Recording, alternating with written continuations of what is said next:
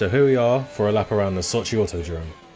So as you approach the final corner, make sure to really square yourself out of the corner and short shift from third to fourth for the best traction all the way through turn 1 and down into turn 2. So approaching turn 1, make sure your steering inputs are as smooth as possible and as minimal as possible to reduce the scrubbing on the front tyres.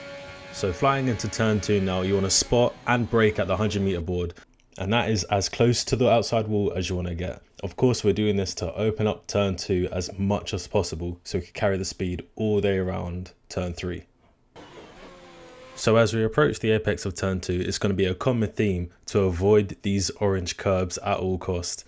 But of course, you want to get as close to them as you possibly can to again maximize the track and make it as wide as possible so you could carry as much speed as possible. And again, we're avoiding the outside curb of turn 2, flying into turn 3. Make sure to again keep the steering inputs as smooth as possible, but again be as close to the inside as possible. And right here, we are right on the limit of track limits. And again, you really want to test these limits, spend time practicing these limits and really try and maximize it.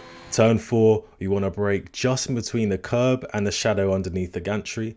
It's going to be a short braking phase from 8th down into 4th gear, and again maximizing the inside curb and outside curb to really carry all the speed. Braking here, we want to brake just after when the curb starts, shifting down from 7th to 4th gear, and really be patient when you get back on the throttle to not carry too much oversteer or wheel spin. So keeping to the middle of the track around turn 6, flying down 5th gear to turn 7, and again, you're going to have to do this for your lap. You're going to have to maximize the whole track, really push track limits to the absolute limit.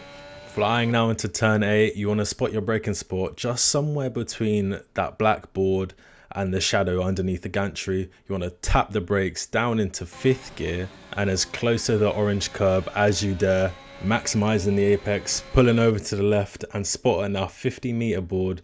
And you want to brake just here, again down into 4th gear. Be very patient on the acceleration and make sure you don't get too much wheel spin, and pull over to the right so you have the shortest run all the way down the straight and all the way down into the next chicane.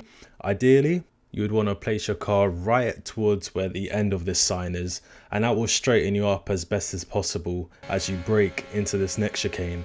So as we approach, you want to brake as hard and as straight as possible. We're going to brake just before the 100-meter board so we can best carry our speed through the right hander and into the left. So we clip the curb here, holding the throttle just gently, and ideally you can get a little bit closer to the inside curb here. Gentle back on the throttle up into 4th, 5th. I'm going to pick out our braking spot just where this shadow is. We're going to shift down into 3rd gear, spotting our apex, and it is an off-camber corner, so you want to be patient, be gentle, and let the downforce do the work. Just there, we did hit the inside curb, and again, you want to avoid that at all costs. I could barely keep up with the lap, there's so much going on.